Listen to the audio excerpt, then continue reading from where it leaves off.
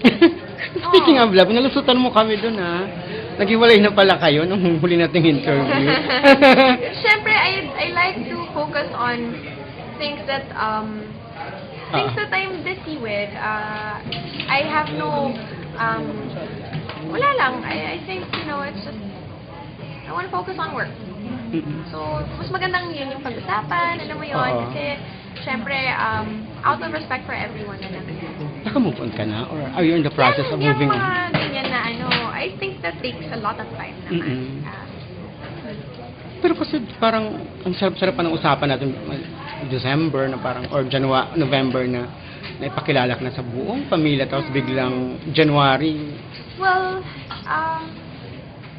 yun. Yun. Anong pwede mong ibahagi? Anong pwede mong i-share? All I can say is that,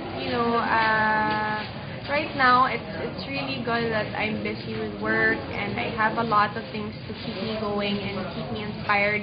I'm just really thankful that I have a lot of people around me. And also, there's no ill feelings naman. Yun lang. Tapos may bago na naman siyang dinidate. Babae. Well, you know what? Ano naman basta yung communication namin is always open if we need to talk to each other. So, I just want to respect his privacy, my privacy, whatever it is that's happening with him, then,